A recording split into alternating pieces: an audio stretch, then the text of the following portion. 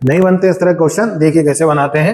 एक सिस्टम दिया हुआ है, इसके अंदर हमको टेंशन T1 और T2 कैलकुलेट करना है। देखिए कैसे करना है इस क्वेश्चन को, बहुत बार पूछा जाता है एग्जाम में। सबसे पहले अपन बनाते हैं इसका फ्री बॉडी डायग्राम। एक आपका टेंशन जो है वो इस डायरेक्शन में है, एक टेंशन जो है वो इस डायरेक्शन में है, और एक वेट जो है वो किधर लग रहा है 15 न्यूटन डाउनवर्ड डायरेक्शन में भी आपको मिल रहा है। देखिए ये क्वेश्चन कैसा है, यहाँ पर क्या हो रहा है, तीन कोप्लेनर कॉन्करेंट फोर्सेज हैं, यानी मैं यहाँ पर लेमिस थ्योरम का एप्लीकेशन लगाऊंगा। किसको लगाऊंगा मैं, लेमिस थ्योरम की बात करूंगा। पर उससे पहले मुझे चाहिए एंगल। देखो एंगल कैसे निकालना है, तो ये लाइन और ये लाइन क्या हो गई पैरेलल, ये हो गई ट्रांसवर्सल, तो ये वाला एंगल भी कितना हो गया 45, और इधर भी सेम कंडीशन बन रही है, ये वाला होगा 90, ये होगा 30, तो ये एंगल कितना हो जाएगा 60 डिग्री। अब इन दोनों को अगर मैं ऐड कर दूं तो ये वाला जो एंगल बन रहा है कितना बन रहा है 105। कितना एंगल बन रहा है 105। सिमिलरली अगर मैं यहां से बात करूं तो ये एंगल कितना है 180 माइनस 45, और इधर वाला एंगल कितना है 180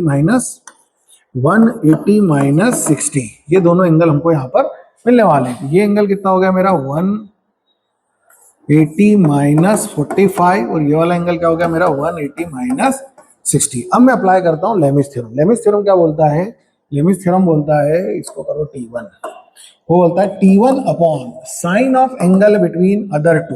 एंगल बिटवीन अदर टू का मतलब क्या होगा, इसके और इसके बीच का एंगल। तो ये एंगल कितना है 180 माइनस 45। दूसरा मैं बात करता हूँ T2। T2 का मतलब क्या है, sine of angle between other two, इन दोनों के बीच का एंगल। तो ये कितना हो गया 180 माइनस 60।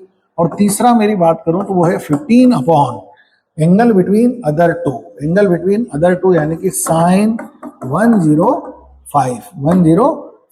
अब आपको क्या करना है, इन रेशियोज को सॉल्व कर लीजिए। So T1 is equal to 15 sine 180 minus 45 divided by sine 105।